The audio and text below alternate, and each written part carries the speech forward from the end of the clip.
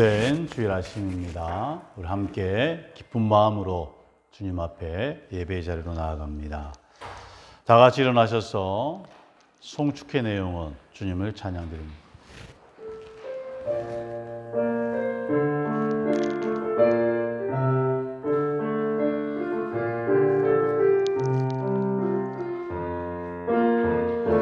송축회 내 영혼 내 영혼아 거룩하신 이름 이전에 없었던 노래로 나 주님을 경배해. 송축회 내 영혼 축회 내 영혼 내 영혼아 거룩하신 이름 이전에 없었던 노래로 나 주님을 경배해. 해가 뜬 새 아침 밝았네. 주님 찬양. 무슨 일이 내게 놓여도 비 올 때 나는 노래해. 송축해 내 영혼 내 영혼아 거룩하신 이름 이전에 없었던 노래로 나 주님을 경배해. 송축해 내 영혼 내 영혼아 거룩하신 이름 이전에 없었던 노래로 나 주님을 경배해. 나 주님을 예배해.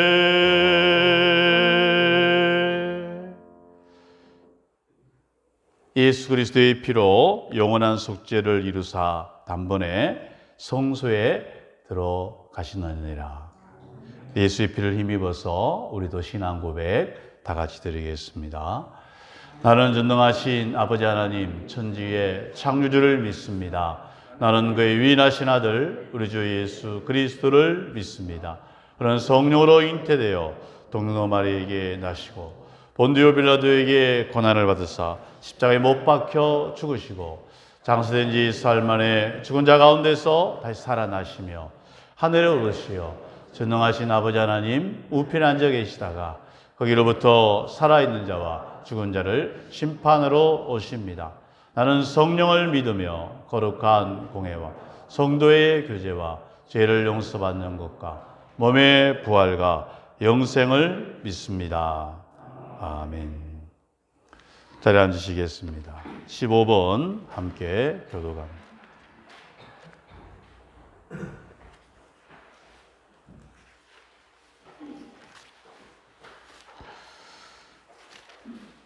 여호와는 나의 빛이요 나의 구원이시니 내가 누구를 두려워하리요. 내 생명의 능력이시니 내가 누구를 무서워하리요.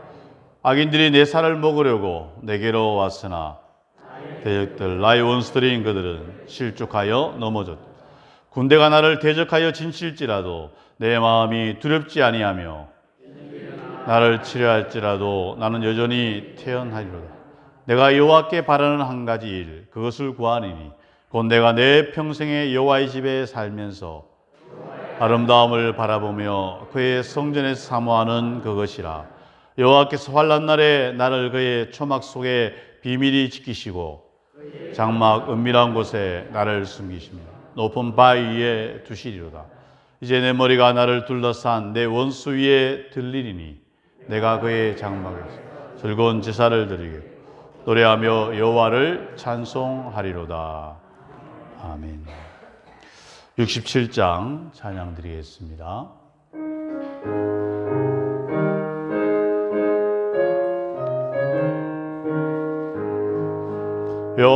영광의 왕께 다 경배하며 그 크신 사랑 늘 찬송하라. 옛부터 영원히 참 방패시니 그 영광의 주를 다 찬송하라. 능력과 은혜 다 찬송하라.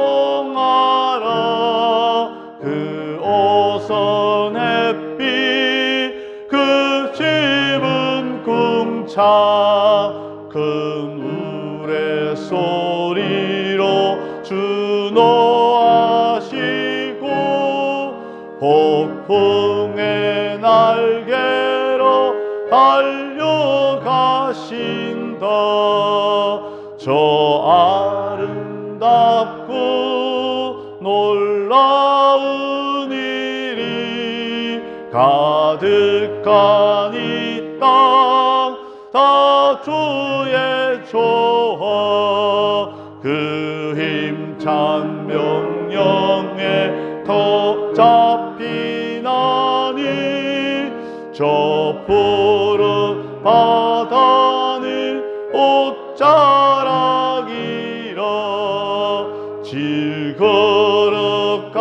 질그릇같이 연약한 인생 주 의지하여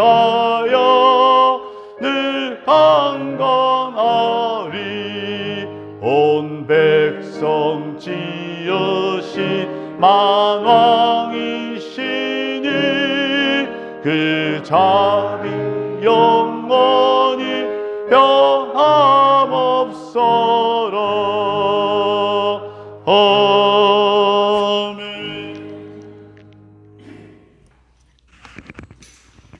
사랑과 은혜가 풍성하신 하나님 아버지, 오늘 거룩한 주일 주님 앞에 나와 예배하게 하신 은혜에 감사드립니다. 이번 한 주간도 주님의 은혜 안에서 지냈지만 그 은혜를 잊고 저희 고집대로 선택하고 결정하는 순간들이 더 많았음을 고백합니다. 저희들이 부족함을 불쌍히 여기시고 용서하여 주시옵소서. 언제나 저희를 돌보시는 주님의 손길을 기억하며 저희가 좀 더 삶 속에서 주님의 목소리에 귀를 기울이며 주님의 뜻을 찾는 믿음의 사람이 되도록 축복하여 주시옵소서. 현재 고난을 겪고 있는 성도들을 위하여 기도합니다. 물질의 어려움, 건강의 문제, 마음의 질병 등으로 어려움을 겪고 있는 성도들을 기억하여 주시옵고 우리들을 불쌍히 여기시고 회복시켜 주시옵소서. 물질의 어려움은 많은 물질로 채워주시고 건강의 문제로 병상에 있는 성도들에게는 치유의 기적을 경험하는 은혜를 부어주시옵소서. 하나님, 저희 광림교회를 위하여 기도합니다. 예수 그리스도를 힘있게 전파하는 영혼 구원하여 제자 삼는 교회가 되게 하여 주시옵소서. 우리 교회를 통하여 이 지역사회가 살아나게 하여 주시고 주변에 힘든 자, 무기력한 자, 고통받는 자들이 희망을 노래하게 하시며 치유의 역사와 예수 그리스도의 복음의 기적이 일어나도록 축복하여 주시옵소서. 매주마다 은혜의 간증이 흘러나오게 하시며 감사의 찬양이 끊이지 않는 저희 광림교회가 되게 하여 주시옵소서. 하나님, 저희들이 믿음이 날로 성장하기를 원합니다. 하나님을 온전히 믿고 신뢰하는 저희들이 되게 하시고 하나님의 인도하심을 믿고 전적으로 의탁하는 믿음의 삶을 살게 하여 주시옵소서. 주님을 위하여 힘써 일하여도 지치지 않게 하옵시고 어떠한 시련 속에서도 굴하지 않고 주님만 바라보며 살아가는 저희들의 삶이 되게 하여 주시옵소서.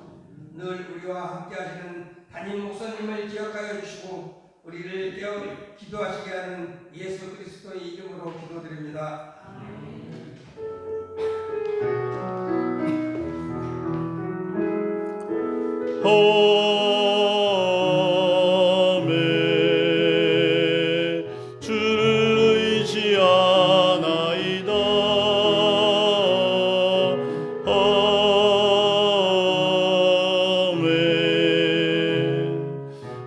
주께 기도하나이다.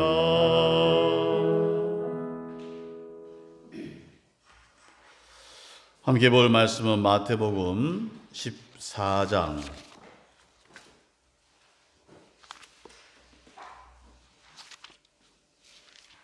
신약 23면입니다. 마태복음 14장. 그때 분봉한 헤롯이 예수의 소문을 듣고 신하들에게 이르되 이는 세례 요한이 그가 죽은 자 가운데서 살아났으니 그러므로 이런 능력이 그 속에서 역사하는도다 하더라. 전에 헤롯이 그 동생 빌립의 아내 헤로디아의 일로 요한을 잡아 결박하여 옥에 가두었으니 요한이 헤롯에게 말해 당신이 그 여자를 차지한 것이 옳지 않다 하였습니다. 헤롯이 요한을 죽이려 하되 무리가 그를 선지자로 여김으로 그들을 두려워하더니 헤롯 생일이 되어 헤로디아의 딸이 가운데서 춤을 추어 헤롯을 기쁘게 하여 헤롯이 맹세로 그에게 무엇이든지 달라는 대로 주겠다고 약속하거늘 제 어머니의 시킴을 듣고 이르되 세례 요한의 머리를 소만해 여기서 내게 주소서 하니 왕이 근심하나 자기가 맹세한 것과 그와 함께 앉은 사람들 때문에 주라 명하고 보내 옥에서 요한의 목을 베어 그 머리를 소반에 얹어서 그 소녀에게 주니 그가 자기 어머니에게로 가져가니라. 제아들이 와서 시체를 가져다가 장사하고 가서 예수께 아뢰니라. 아멘. 주 안에서 평안한 일주일 보내셨습니까? 우리 주님 안에서 함께 인사하겠습니다. 예수님 안에서 평안하세요. 살아계신 주님, 우리 부활의 주님이 늘 우리와 함께 하신다는 고백을 함께 드리겠습니다.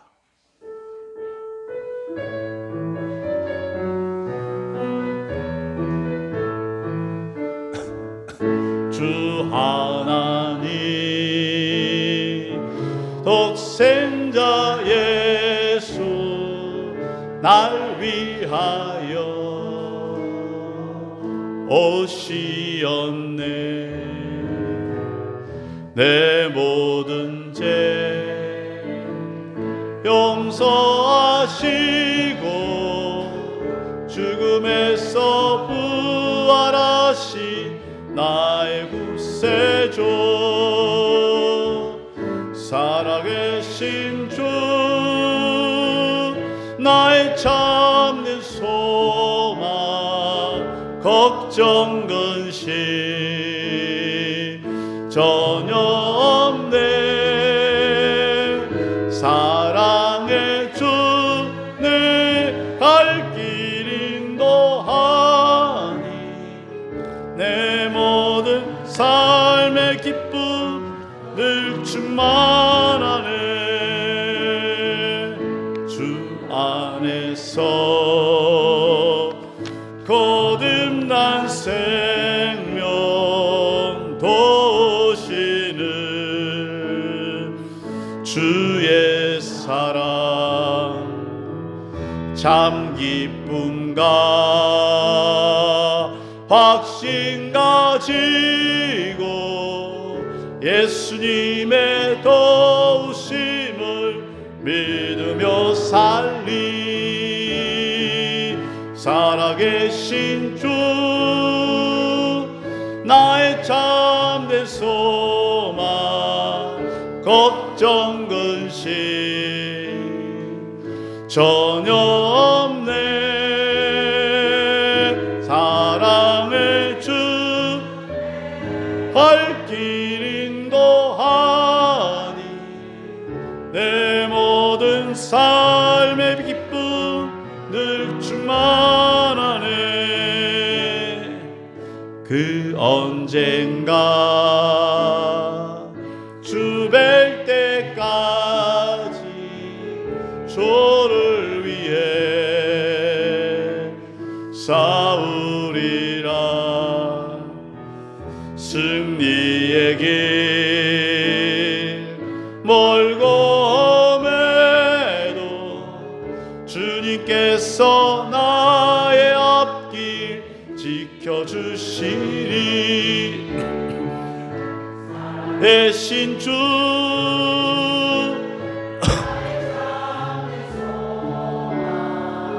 걱정 근심 전혀 없네. 사랑의 주는 갈 길 인도하니 내 모든 삶의 기쁨 늘 충만하네. 살아계신 주, 살아계신 주, 나의 참된 소망, 걱정 근심 전혀 없네. 사랑의 전을 갈 길 또한 내 모든 삶의 기쁨 늘 충만하네. 내 모든 삶의 기쁨 늘 충만하네.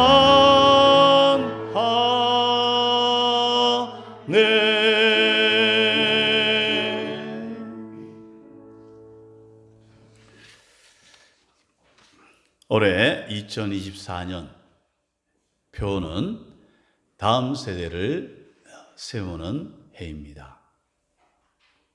오는 세대가 있고 또 가는 세대가 있고, 이걸 성경적으로는 다음 세대다. 다음 세대는 뭐 유치부부터 10대, 20대, 30대, 40대, 한 30대까지 다음 세대를 할 수 있겠죠. 그래서 청년들이 교회의 주축이 되고 함께 호흡하는 교회가 젊은 교회고 미래가 있는 교회입니다. 그렇기 때문에 우리는 이 땅에 살아가면서 주님의 교회를 아름답게 섬기는 방법을 알아야 합니다. 그 방법이 무엇인가? 다음 세대를 준비시키는 겁니다. 하나님의 마음은 뭐냐? 하나님의 마음은 다음 세대를 예비하라. 그래서 2024년 표가 붙여놨죠. 다음 세대를 세우는 해다. 그럼 어떻게 세울 것인가? 여러 가지 방법이 있겠지만 가장 중요한 것은 영혼을 구원하는 것, 전도하는 거죠. 영혼을 살리는 거예요. 하나님께서 우리에게 주신 맡긴 영혼, 맡긴 자녀들을 주께로 인도하고 교회를 가꾸어 가는 것입니다. 이것은 우리의 힘도 우리의 지혜도 다 성령의 도우심 가운데 합력해서 선을 이루어 가야 합니다. 그래서 시편에 보면요, 나와 약속한 백성들로 주의 성전을 채우라. 약속한 백성들을 성전에 채우라. 이게 바로 하나님의 약속이에요. 하나님의 마음이라는. 그래서 미래를 위하여 투자하는 것이 필요합니다. 미래를 위하여 씨앗을 심는 것이 필요하다. 하나님께서 한국도 조선시대 때 미래가 없을 때 하나님은 하늘의 씨앗을 심는 분이십니다. 많은 선교사들이 하늘의 미랄이 되어서 썩어져서 많은 열매를 맺게 된 것입니다.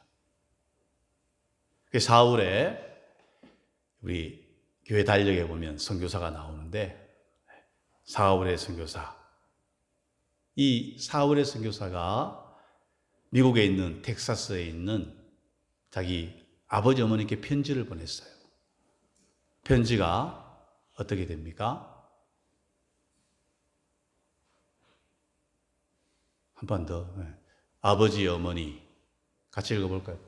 시작. 어쩌면 이 편지가 마지막일 수도 있습니다. 제가 이곳에 오기 전 뒷뜰에 심었던 하늘의 씨앗이 이제 내년이면 온 동네가 꽃으로 가득하겠죠. 그리고 또 다른 씨앗을 만들어내겠죠.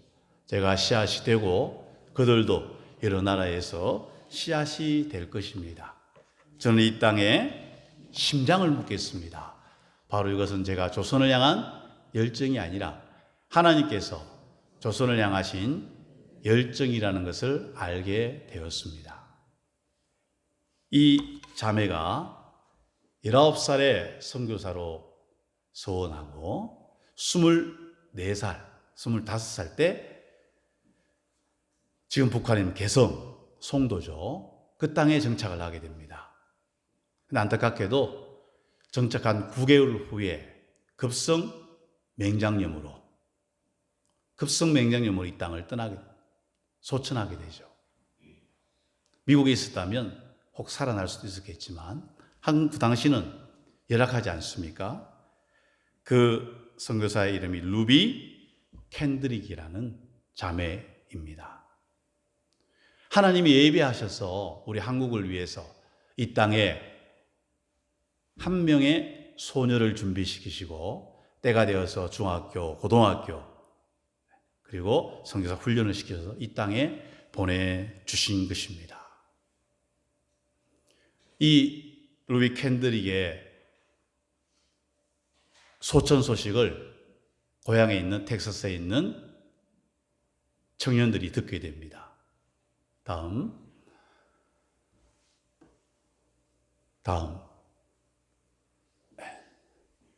만약 제가 죽거든 편지를 보냈는데 그 전에 만약 제가 죽거든 텍사스 기독 청년들에게 10명씩, 20명씩 그리고 50명씩 한국에 오라고 전해주세요. 이게 죽기 직전에 1908년입니다. 6월에 남긴 편지 글입니다. 그런데 이 선교사의 소원대로 많은 청년들이 선교의 꿈을 가지고 세계로 한국으로 들어오게 됩니다. 여러분, 한 사람이 씨앗을 뿌리고 죽는다는 것은 성경 말씀대로 이루어진 사실입니다. 요한복음 12장 24절에 하늘의 미랄이 그 위잖아. 하늘의 밀이 땅에 떨어져 죽지 아니하면 한 알 그대로 있고 시작. 하늘의 밀이 땅에 떨어져 죽지 아니하면 한 알 그대로 있고 죽으면 많은 열매를 맺느니라. 예수님 말씀이죠. 하늘의 밀이 떨어져서 이 땅에서 죽으면 많은 열매를 맺는다. 죽음에 대해서 성경은 이렇게 표현하고 있습니다. 한 사람의 죽음은 많은 열매를 맺는다. 다르게 말하면 뭐예요? 한 사람의 죽음은 많은 영향력을 끼치게 된다는 말입니다. 예를 들어 유명 연예인이 자살을 했다 그러면 거기에 덩달아서 자살하는 비율이 높아진다 그러잖아요. 그건 나쁜 영향력이죠. 사탄 마귀가 죽어라, 자살해라. 악한 영이 지배를 하는 거지만 반대로 선한 영향력이 있다는 겁니다. 그런 사람의 죽음은 후대에 선한 영향력을 끼치게 됩니다. 오늘 우리가 읽은 본문에는 누가 죽습니까? 세례 요한이 죽어요. 세례 요한이 왜 죽을까요? 그는 하나님의 말씀을 맡은 선지자요. 하나님의 말씀을 전하는 광야의 소리였습니다. 그리고 예수님이 오실 길을 예비하는 그런 선지자였습니다. 구약 마지막 말라기에서 예언했던 엘리야가 신약에서는 세례 요한이 되거든요. 세례 요한은 나는 광야에 외치는 소리다. 그리고 나는 망해야 되겠고 내 뒤에 오시는 예수님은 흥해야 되겠다. 그런 말을 했던 사람이 바로 세례 요한이었습니다. 근데 그 당시에 왕이 누구냐? 헤롯 안티파스라는 그 지역의 왕입니다. 여러분, 이 헤롯은 예수님 태어날 때 아기들을 많이 이세 아이들 죽인 그 아버지 아들이었어요. 그 아버지가 헤롯 대왕인데 헤롯 대왕의 세 아들이 이스라엘 지역을 3분의 1씩 나누어서 통치를 했습니다. 그 중에 한 사람이 헤롯 안티파스. 근데 이 사람은 자기 마음대로 마치 김정은처럼 독재자 같은 스타일이었어요. 그러니까 어떤 일을 벌이느냐. 자기 이종 조카 같은 이 헤로디오라는 자기 이복 동생의 아내를 자기가 데리고 살아고 그 전 아내는 이혼시키고 헤로디아라는 여자를 이복 동생의 그 와이프를 자기 아내로 맞이합니다. 그러니까 근친상간이 되고 성경적으로 아주 나쁜 죄를 범한 것입니다. 그러자 세례 요한이 뭐라 그럽니까? 당신이 잘못했다. 그것은 성경에 나오는 데 반하는 이야기다. 이 말을 들은 헤롯 안티파스는 마음에 많이 찔림도 있고 평소에 그 세례 요한을 좋아하기도 했지만 또 반대로 자기의 그 치부를 드러내니까 이 헤롯을 잡아서 그 감옥에 동굴 속에 집어넣었습니다. 그런데 이 헤롯의 그 동굴과 그 위에는 뭐가 있느냐? 자기의 여름 궁전이 있어요. 성지 순례 갔을 때 요르단 쪽에 그 사해 바다 옆에 그 궁전에 이렇게 빙 돌아서 구보구보가 올라가 봤습니다. 바람이 불어오고 여름에도 시원한 궁전을 헤롯이 지어놓고 거기서 가는데 그 좀 밑에 내려가면 동굴이 있는데 거기에는 죄수들을 집어넣는 또 감옥도 있는 거예요. 근데 헤롯이 왕궁에서 주흥을 벌이고 기분이 좋아졌는데 누가 나옵니까? 바로 헤로디아의 딸이 나와요. 딸이 나와서 춤을 추는데 그 10대 후반의 그 아리따운 아가씨가 춤을 추니까 이 헤롯이 완전히 맛이 가버린 겁니다. 이 술김에 어떤 약속을 하느냐? 너가 무엇을 원하든지 간에 나라의 절반이라도 주겠다. 나라의 절반이라도. 그런데 이 헤로디아의 딸 살로메는 누구의 지시를 받습니까? 여자가 한을 품으면 온유월에 서리가 내리고 여자가 한을 품으면 여름에도 독감에 걸린다. 이 헤로디아가 그 딸에게 너 저 왕이 묻거든 세례 요한의 목을 달라고 해라 지시를 내린 거예요. 그래서 살로메는 그 신하들 앞에서 저는 소원이 하나 있는데 바로 이 감옥에 갇혀 있는 세례 요한의 머리를 주십시오. 왕이 어쩔 수 없는 거예요. 왜? 말을 뱉었기 때문에. 왕의 말에는 약속이 있지 않습니까? 그래서 왕이 하는 수 없이 고민하다가 죽기 전에 아깝고 안 죽이면 자기의 말이 빵꾸가 나니까 신하들에게 저 살로메의 뜻대로 시행하라. 결국 세례 요한의 목은 잘리고 그 머리는 쟁반에 달려서 배달됩니다. 어디도 배달? 살로메에게. 그리고 여자의 한을 풀게 되는 것이죠. 여러분, 이런 성경의 세례 요한의 죽음을 바라보면서 우리는 무엇을 생각해야 됩니까? 젊은 나이에 세례 요한이 너무나 안타깝다. 억울한 죽음이다. 자기 명대로 살지도 못했다. 그런 마음이 들잖아요. 제가 옛날 그 일본 시대 집에 그런 집에 살았는데 이 부엌이 있으면 경상도말로 정지라 그러죠. 부엌이 있는데 이 부엌에 하고 안방하고 한 1m 가까이 돼요. 그래서 이렇게 밥을 올릴 때, 밥상 위에 올릴 때 상당히 불편하도록 그런 구조가 되어 있습니다. 부엌이 퍽 꺼져 있죠. 저희는 이렇게 방 2개짜리 살고 옆에 새방 2개는 다른 분이 살고 계셨는데 제가 어릴 때 기억이 나요. 한 번은 부엌에 하다가 이 턱이 높으니까 하다가 퍽 쓰러질 뻔했는데 저도 모르게 갑자기 장가도 못 가고 죽을 뻔했네. 그러니까 옆에 새들 아줌마가 우습다고 계속 웃더라고. 그때 중학교 1학년 때인가 초등 6학년 때인가 중학교 1학년 때인가 거의 14살짜리가 장가도 못 가고 죽으면 얼마나 억울합니까?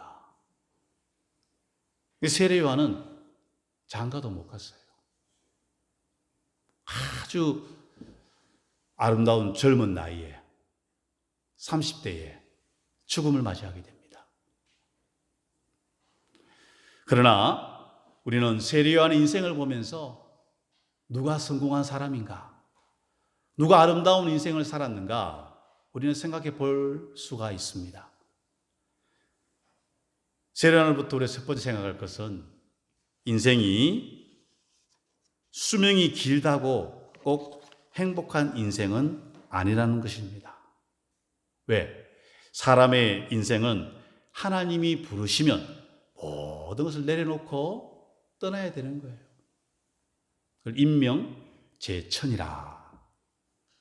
성경은 뭐라 그럽니까?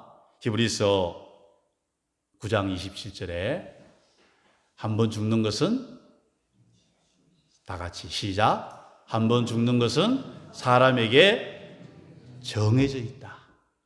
수명이 정해져 있다는 거예요. 하나님의 계산기, 하나님의 생명책에 너는 97세까지 살아라. 97세까지 살고 싶으면 아멘 하시기 바랍니다. 너는 97세까지 살아라? 없으시네. 우리 인생이 하나님이 부르시면 모든 것을 내려놓아야 된다는 거예요. 그런데 젊을 때 부르면 인간의 머리로 이해가 못하죠. 특별히 사랑하는 아들이나 사랑하는 딸이 먼저 죽으면 얼마나 슬프겠습니까? 그 막내가 그저께 물어보더라고. 자녀가 죽으면 부모가 그렇게 슬픈가요? 아주 어리니까 그래 묻지만 우리말에 자식이 먼저 죽으면 어디에 묻는다 그럽니까? 그렇죠. 일평생 가슴에 묻고 살아가는 게 부모의 마음입니다. 물론 우리에게 주신 생명이 길고 자녀가 자녀를 낳고 손자의 손녀를 보고 자식의 그 아들 딸을 보고 손자 손녀를 보고 그렇게 살아가는 것이 얼마나 감사한 겁니까? 그러나 인간의 시간표와 하나님의 시간표는 다를 수도 있다는 것을 우리는 인정해야 합니다. 어떤 분은 딸이 서울법대에 다니다가 갑자기 병으로 죽음을 맞이하게 되었어요. 그러니까 마음이 너무나 괴롭고 아파서 그것을 이해할 수 없는 거예요. 머리도 좋고 공부도 잘하고 건강하고 예쁘고 그 딸이 내 곁을 떠났으니 그 분이 이 책에 보니까 이렇게 썼더라고요. 지금은 도저히 딸의 죽음이 이해가 되지 않겠지만 이 고난을 통하여 말할 수 없는 신비스러운 은혜의 비밀을 알게 될 것이다. 기도 가운데 성령 하나님께서 깨닫게 해주시는 인생은 누구나 한 번 죽는데 일찍 죽고 늦게 죽는 그 시간이 중요한 것이 아니다. 하나님이 데려가시면 어쩔 수 없다. 인간의 모든 생사화복이 하나님의 뜻이다. 딸의 죽음은 인간의 상식으로는 이해할 수 없고 일반적으로는 살아야 하지만 죽음도 하나님의 섭리 안에 있다. 그러면서 이분이 2개월 동안 하루에 2시간 정도 잠을 자면서도 하나님께 기도하고 하나님의 뜻을 깨닫게 됩니다. 사랑하는 아들아, 내가 알지 못하는 신비한 섭리와 원대한 계획에 따라 너의 딸을 데려갔는데 왜 나를 원망하느냐? 너를 향한 찬란한 약속과 축복의 때가 되었기에 너희 딸을 나의 품으로 안았는데 왜 울며 탄식하고 있느냐? 나는 너를 구원하기 위하여 하나밖에 없는 나의 독생자 예수를 십자가에 달려 피를 흘리며 죽게 하지 않았느냐? 그래도 너에게는 2 자녀들이 남아있지 않느냐? 이 서강수라는 장로님의 책에 나오는 고백입니다. 이번에 딸의 죽음 가운데 무엇을 깨닫게 됩니까? 나의 외아들 예수를 십자가에 달려 피를 흘리며 죽게 하지 않았느냐. 이 가족이 슬픔을 극복하고 그 세된 교회의 장로로, 권사로, 충성된 교회 일꾼으로 자리매김하게 된다는 스토리입니다. 인간의 수명이 짧을 수도 있고 인간의 수명이 길 수도 있지만 한 번 죽는 것은 정해진 것이요. 그러나 예수 안의 죽음은 복된 것입니다. 예수 안의 죽음은 아름다운 것이에요. 예수 안의 죽음은 거룩한 하나님의 뜻을 이루는 능력이 됩니다. 그래서 우리는 성경 말씀 가운데 하나님의 뜻을 이해할 수 있는 겁니다. 한 번 죽는 것은 사람에게 정해진 것이요. 그 후에는 심판이 있어요. 28절 시작. 이와 같이 그리스도도 많은 사람의 죄를 담당하시려고 단번에 들이신 바 되셨고 구원에 이르게 하기 위하여 죄와 상관없이 자기를 바라는 자들에게 2번째 나타나시리라. 그래서 우리는 인생을 자랑할 수가 없습니다. 그 자신을 의지할 수도 없어요. 살아계신 하나님 앞에 겸손하게 하나님이 주신 이 생명을 아름답게 유지하며 살아가야 합니다. 그래서 겸손할 수밖에 없는 거예요. 교만하고 어리석은 사람은 자기 자신의 의를 내세우고 자기 자신의 힘을 내세웁니다. 그런 사람이 누굽니까? 오늘 세례요한을 죽인 헤롯 왕이었습니다. 헤롯 왕은 자기 뜻대로, 자기 욕심대로 자기 이복 동생의 아내를 취했어요. 그리고 세례요한도 죽입니다. 나중에 어떻게 됩니까? 그도 로마의 황제에 의해서 숙청당하는, 잘리는 거예요. 추방당하는. 그러나 믿음의 사람들은 주님 안에서 평안을 누리고 나의 나 된 것은 하나님의 은혜입니다. 우리 한번 고백합시다. 나의 나 된 것은 하나님의 은혜입니다. 하나님의 전지하심, 전능하심을 기억하고 살아가는 사람입니다. 그래서 요한복음 16장 33절에 뭐라 그러죠? 너희가 시작. 너희가 내 안에서 평안을 누리게 하려 함이라. 세상에서는 너희가 환난을 당하나 담대하라. 내가 세상을 이기었노라. 내 인생을 자랑할 게 없다는 거예요. 나의 젊음을, 나의 육체를 자랑할 수가 없다는 겁니다. 어제 가정교회 가정교회하는 목사들 목장 모임을 했습니다. 토요일인데도 가정사회국 원장님이 오시는 바람에 식사하고 함께 목장 모임을 했어요.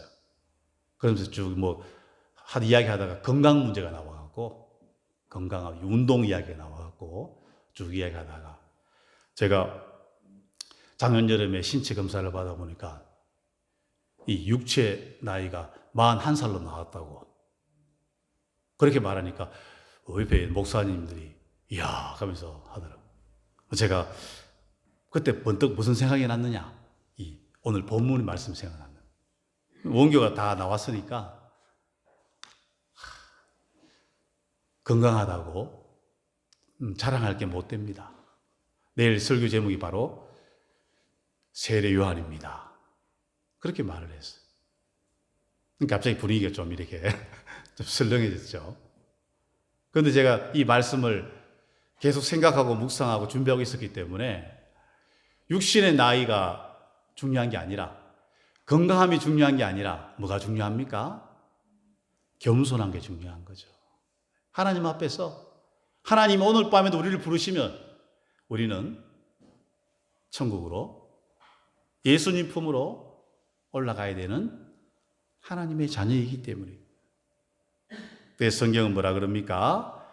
하나님의 영광을 위하여 이 땅에서 담대하게 살고 이 땅에서 충성되게 살아라.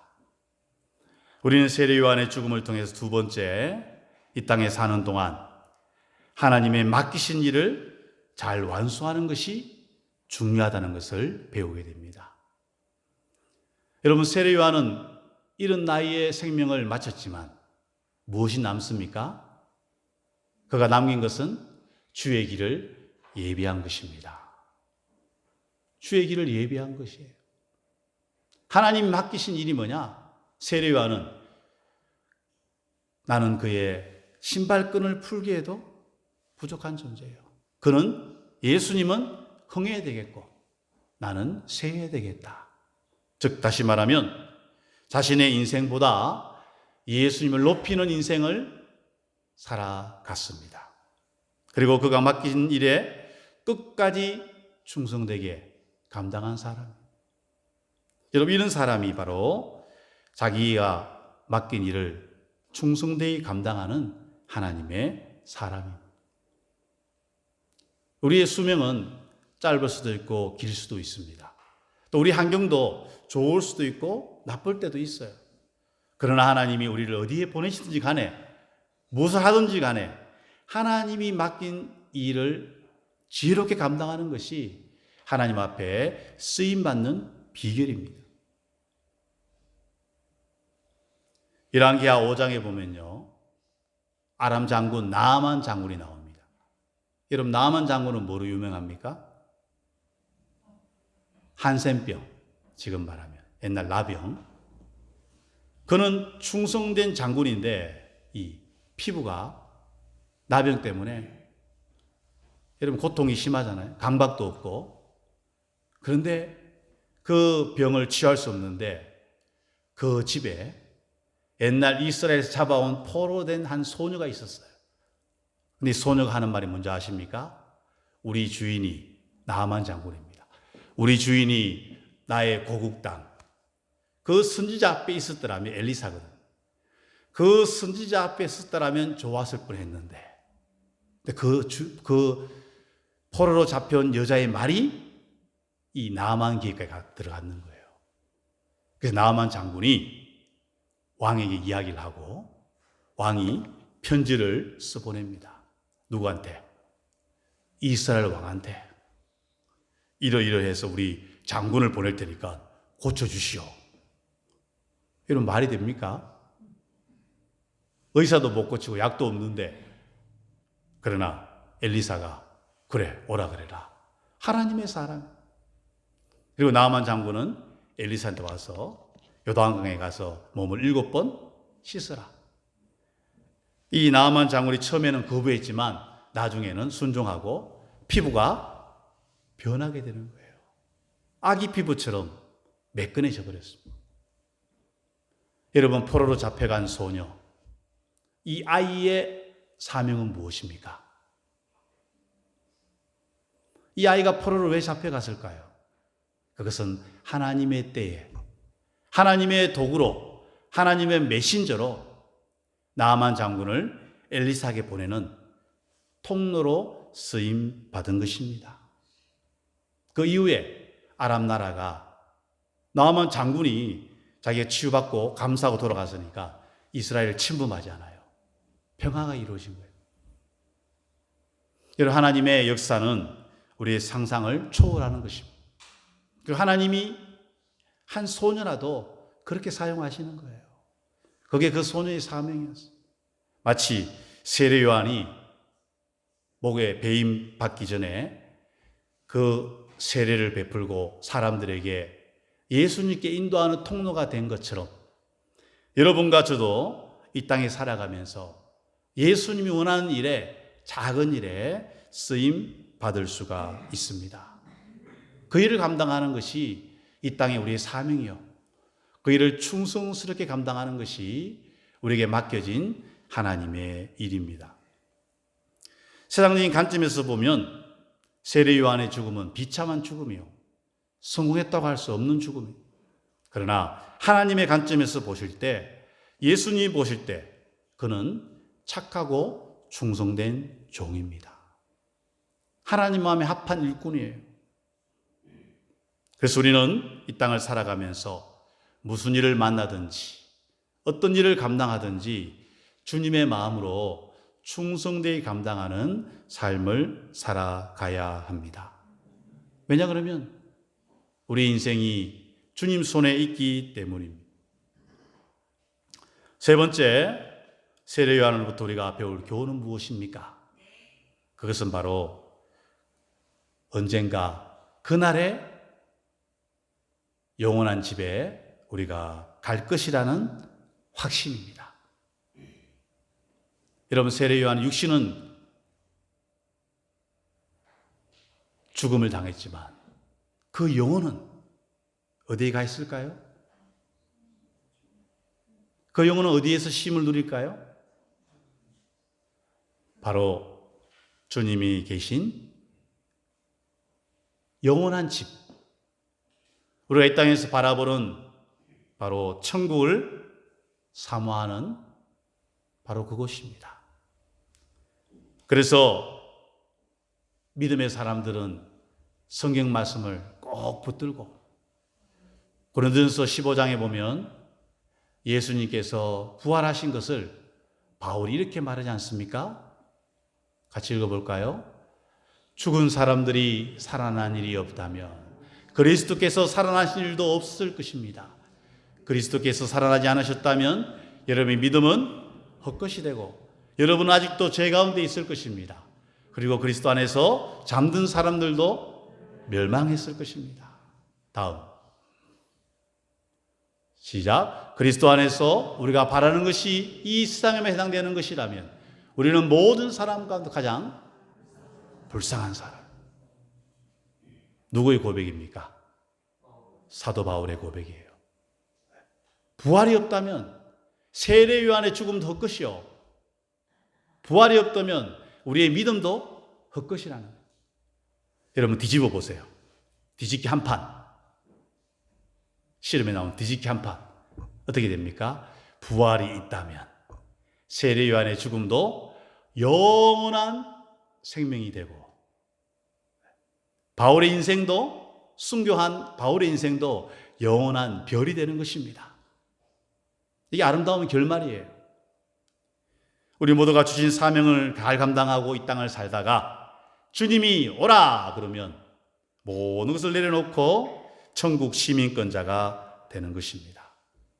믿습니까? 굳건하게 믿어야 돼요. 그래서 세례 요한은 헛된 것이, 세례 요한의 죽음은 헛된 것이 아니라는 거예요. 주님 앞에 섰을 때 우리는 얼마나 기쁘겠어요. 우리 시민권은 어디에 있습니까? 천국에 보장되어 있다는. 다음, 그러나 바울의 고백이 빌립보 3장. 자, 눈을 들어서 우리 큰 소리를 읽어보겠습니다. 그러나 우리의 시민권은 하늘에 있는지라 거기로부터 구원하는 자 곧 주 예수 그리스도를 기다리노니 그는 만물을 자기에게 복종하게 하실 수 있는 자의 역사로 우리의 낮은 몸을 자기의 영광의 몸의 형체와 같이 변하게 하리라. 변하게 하리라. 아침에 제가 인터넷 찾아보니까 제 신대원 동기 목사님이 계셨는데 미국의 LA에 지금 목회를 하고 있더라고요. 근데 그 친구가 미국 유학 가서 한국에서도 신대원 3년 공부했지만 또 가서 상담학 공부를 하는 겁니다.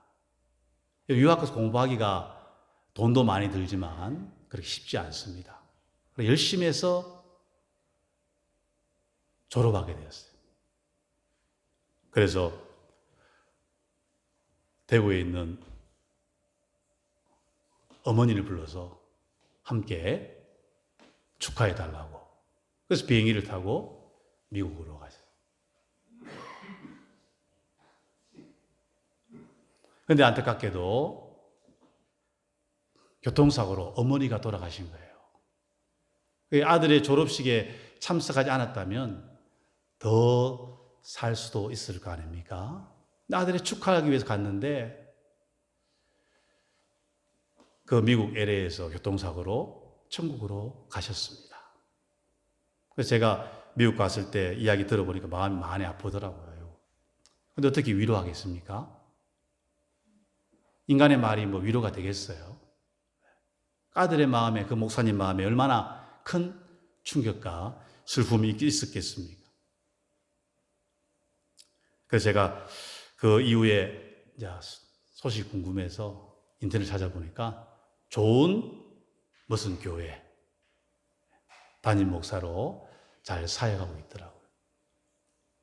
여러분, 사람의 생각으로는 이해할 수 없는 죽음, 환난, 고난, 억울한 죽음, 이런 것들이 주변에 많다는 것을 우리가 압니다. 그때 우리는 눈을 들어서 다시 만날 그날을 바라보고 다시 만날 천국의 소망을 바라보고 희망과 믿음을 놓지 않아야 합니다. 병 때문에 일찍 떠난 성도도 있고 교통사고로 죽음을 맞이한 성도도 있고 때로는 재난을 통하여 세월호 사건 같은 재난을 통하여 어린 영혼들이 사라지는 경우도 있어요. 그러나 우리는 이 땅을 살아가면서 인생의 주권을 주인이 누구신가? 만왕의 왕이시오 살아계신 하나님이 우리 인생을 붙들고 계시고 우리가 먼 날 천국에서 다시 만날 그날을 바라보면서 우리 이 땅에서 싱싱하게 살아 있어야 합니다. 죽음은 끝이 아닙니다. 죽음은 새로운 시작입니다. 그래서 베드로후서 3장 13절에 이렇게 말하죠. 시작. 우리는 그의 약속대로 의에 거하는 바 새하늘과 새 땅을 바라보도다. 새하늘과 새 땅을 바라보도다. 이 땅에서 가정과 교회에서 그리고 직장에서 주님의 종으로 인정받는 사람으로 살다가 다시 천국으로 이사가는 날을 기대하고 그것을 소망하고 살아가는 여러분과 제가 되기를 소망합니다. 우리 이 땅에 나그네요. 우리는 순례자요. 언젠가는 아버지 집에 갈 하나님의 자녀들입니다. 하나님의 뜻대로 아름답게 살아가고 이 인생 소풍이 끝나는 날 주님 앞에 서서 주님과 함께 영원한 찬양과 영광과 존귀를 올려드리고 감사하며 고백하며 함께 영원한 자녀로 세워질 것을 믿고 나아가는 우리가 되기를 소망합니다. 하나님 아버지, 주의 뜻대로 살아가는 것이 인생이요 주님이 부르시면 우리가 모든 것을 내려놓고 떠나야 되는 것이 인생입니다. 세상 것에 아웅다웅하지 않도록 도와주시고 세상의 것에 눈멀어서 헛된 것을 추구하지 않고 오직 예수께 붙잡힌 바 되어서 맡긴 사명 잘 감당하고 영원한 천국, 영원한 새하늘과 새 땅을 바라보고 나아가게 하여 주시옵소서. 예수님의 이름으로 기도합니다. 아멘. 우리 살아계신 주 찬양하며 헌금 드리겠습니다.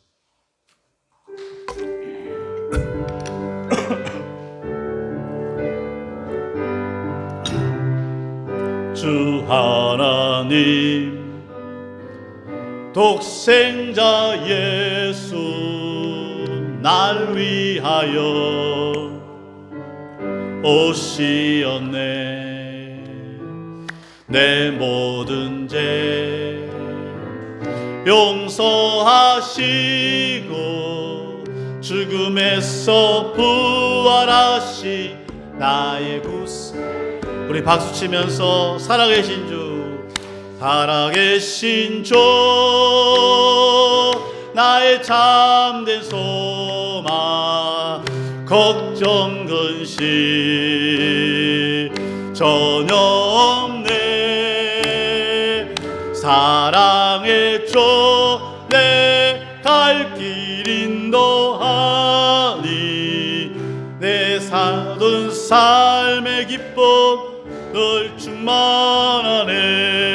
그 언젠가 주 뵐 때까지 주를 위해 싸우리라. 승리의 길 멀고 험해도 주님께서 나의 앞길 지켜주시리. 살아계신 주, 나의 참된 소망, 걱정 근심 전혀 없네. 사랑의 주, 내 갈 길 인도하니 내 모든 삶의 기쁨 늘 충만하네. 살아계신 주, 살아계신 주, 나의 참된 소망, 걱정 근심 전혀 없네. 사랑의 주, 내 갈 길 인도하니 내 모든 삶의 기쁨 늘 충만하네.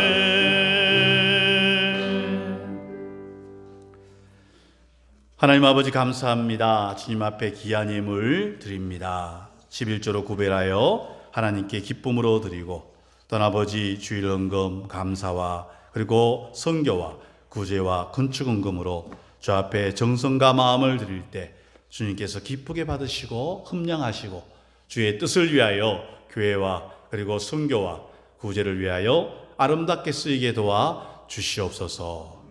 예수님의 이름으로 감사기도 드립니다. 아멘. 4월은 우리 목장 모임의 회복의 달입니다. 목장 모임 이번 달에는 꼭 가셔서 보고해 주시기 바랍니다. 오후에 찬양 예배, 수요 기도회, 새벽 기도 함께 호흡해 주시고요. 생명의 상 공부 계속 진행됩니다. 다 같이 일어나셔서 354장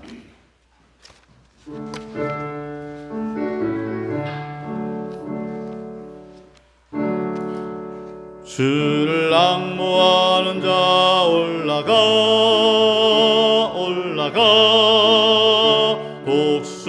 독수를 같이 모든 싸움 이기고 헌심 걱정 벗어누 올라가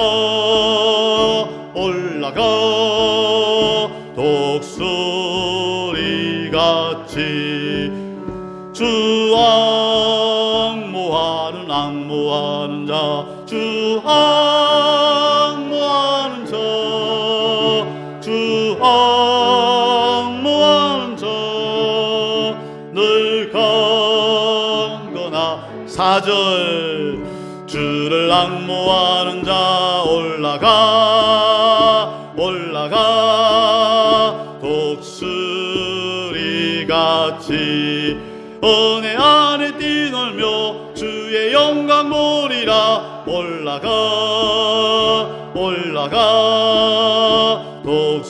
독수리 같이 주 앙모하는 자 주 앙모하는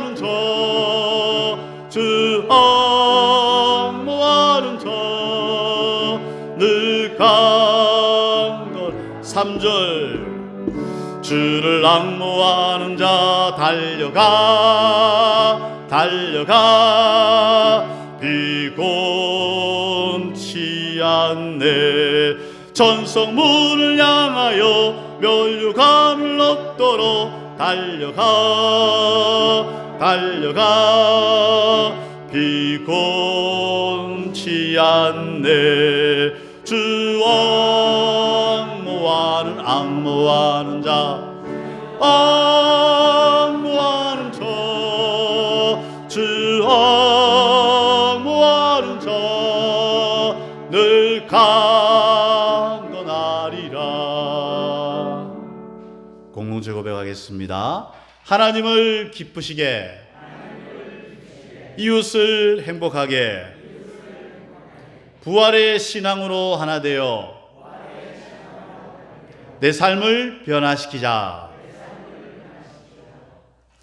지금은 우리 위에 십자가에 죽으신 예수 그리스도의 은혜와 하나뿐인 아들을 보내어 영원한 생명의 핏값을 지게 하신 아버지의 그 크신 사랑하심과 성령님이 함께 하시고 안아주시고 교제하심이 오늘도 살아있는 부활의 신앙을 가진 모든 믿음의 가족들 위해 영원토록 항상 함께 있을지어다.